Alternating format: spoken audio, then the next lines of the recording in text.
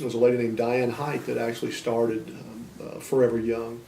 I am a World War II reenactor, and the lady Diane asked us to come out to one of the Veterans Day celebrations out in Collierville, and she asked us to come out and set up some displays, some living history displays, and so that's how I actually met her.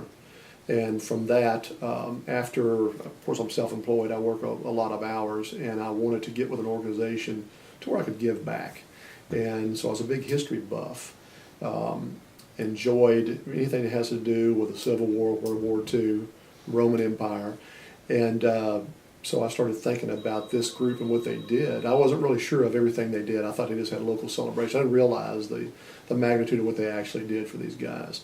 So I wanted to become involved, and that's when I volunteered to go on one of the trips. And I'm going to try and volunteer to go on as many trips as I can, as long as the money holds out. But every year there's more veterans that are going because they're finding out about the organization. And but unfortunately there's less veterans every day, to the tune of 1,000. They're dying by 1,000 a day. So we're in a race for time to get these guys back, and it's a healing process for a lot of them. But the last trip I went on was to Bastogne, and then to Normandy, France, a 9-day trip. And thoroughly enjoyed that. It was a pleasure volunteering for them and helping these guys back. Surprisingly, they're between 85 and 98 years old. Some of these guys still in their 80s and 90s are still working, doing things. So I guess that's what keeps them going. I tell everybody it's like traveling with the Beatles. I mean, the French people love these guys. The Belgians love these guys. And over in Europe, they teach the history all the way down to the young kids. I mean, they know by the time they're 12 years old, you know, what we did over in Europe. This year, it'll be the 70th anniversary of the D-Day invasion. So it's going to be a worldwide event. There's going to be presidents and ambassadors from every country coming. The vets, when they go back to where they fought, whether it's Normandy or Bastogne, those areas, they award them a medal, Medal of Honor.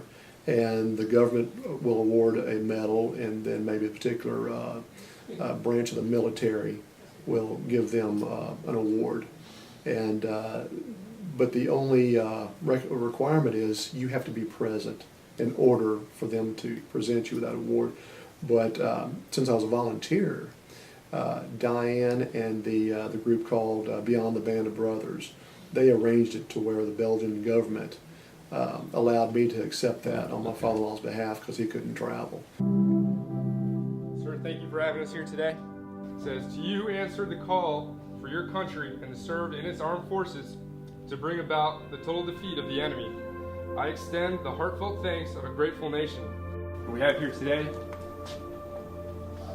those awards for you, sir, and the medal here, sir.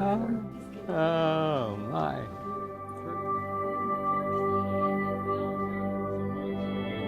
Got a World War II hat for you. Can I put it on you?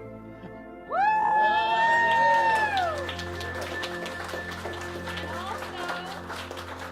I'm flabbergasted. I never had a party like this in a long time. We didn't know that the amount of participation he actually had in the war. The kids thought he was a dentist, and he was in a building cleaning teeth and pulling teeth. And one day he brought a coffee can over and opened it up, and there was pictures of him in World War II, and there were things pictures of the Battle of the Bulge. We found out that he helped liberate a concentration camp.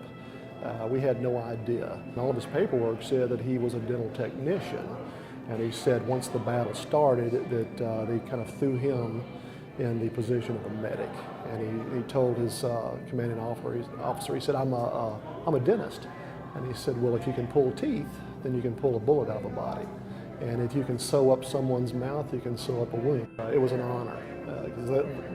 The people over in Belgium, they really appreciate what these guys did. Yeah, 1944, 45. Wow.